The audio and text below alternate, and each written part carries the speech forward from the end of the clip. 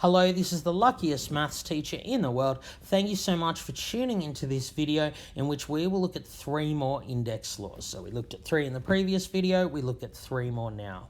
The first index law we'll go through in this video is that x to the power of 0 equals 1 as long as x is not 0. So what that says is anything except 0 when raised to the power of 0 gives 1. So why is that? Well, let's look at something like 2 to the power of 5 divide 2 to the power of 5. If we use the division index law from the previous video, we keep the same base and subtract the powers. 5 minus 5 is 0. So 2 to the power of 5 divided by itself must be 2 to the power of 0. But hang on a minute, 2 to the power of 5 is actually just 32. 32 divided 32 is 1. Anything divided by itself except 0 divided by itself gives you 1.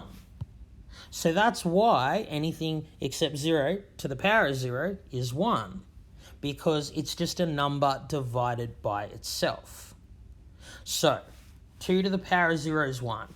3 to the power of 0 is 1. 4 to the power of 0 is 1, and so on. So if you get a question like this, it's just saying k is not equal to 0, then what would be the value of k to the power of 0? Well, it would just be 1. Note that 0 to the power of 0 is actually undefined. You put it in your calculator, you will get an error.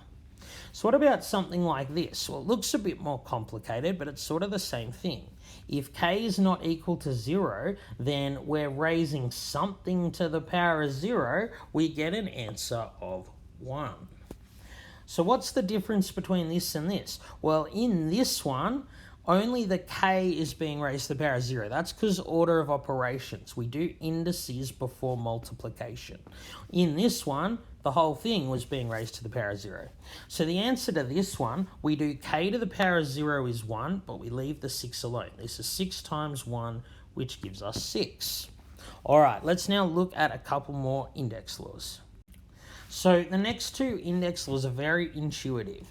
Index law 5 says if you're raising a fraction to a power, you just raise the top, the numerator to that power, and raise the denominator to that power. Index law 6 says if you have a product, remember AB means A times B. If you have a product and you raise it to the power, just raise the first thing in the product to the power and the second thing in the product to that power. It sounds a bit complicated. Hopefully it'll be a lot clearer after we go through some examples. So let's look at this one here. We're raising a fraction to a power. So all I need to do is raise the top to that power and raise the bottom to that power. So let's look at this one. In this one, we're actually going to use multiple index laws.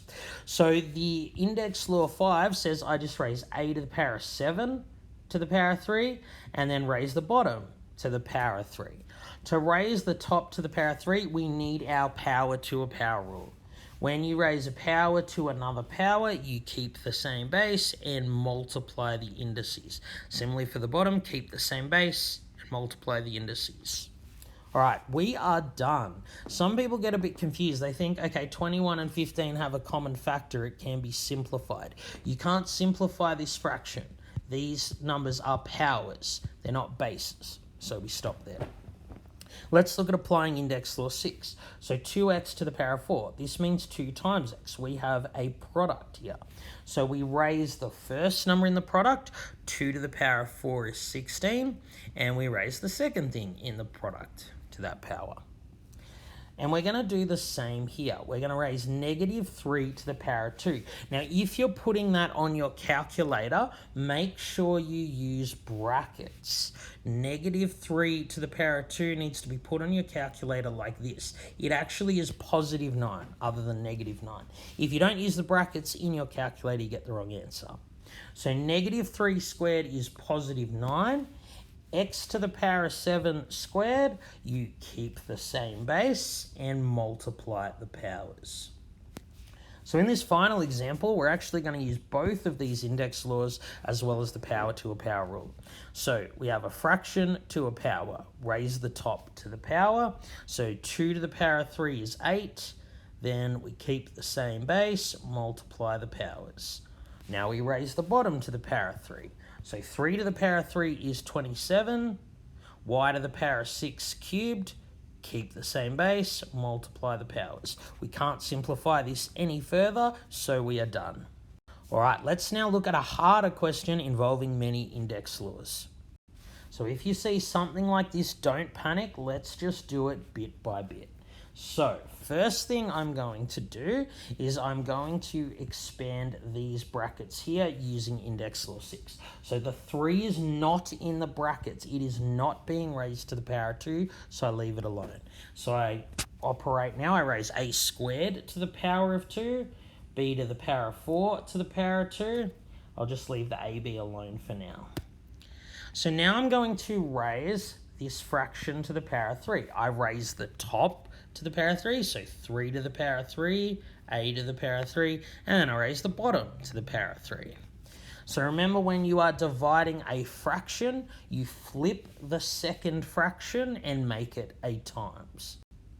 So now that I've done that, I'm multiplying fractions. I just multiply the tops and multiply the bottoms. So using index laws from the previous video, the top, I'm going to leave the 3 alone, the a to the power of 4 alone, b to the power of 8 times b to the power of 3. You keep the same base and add the powers because I'm multiplying bases here.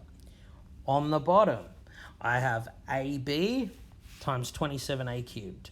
So I'm going to leave the 27 alone. A times a cubed, remember this is an a to the power of 1, so keep the same base and add the powers. And then I leave the b alone. It's got nothing on the bottom I can multiply it with. So now we're going to simplify this fraction. So 3 over 27 simplifies to 1 over 9. Now, a to the power of 4, divide a to the power of 4. That's just a to the power of 0 or 1. I can cross out anything on the top and the bottom.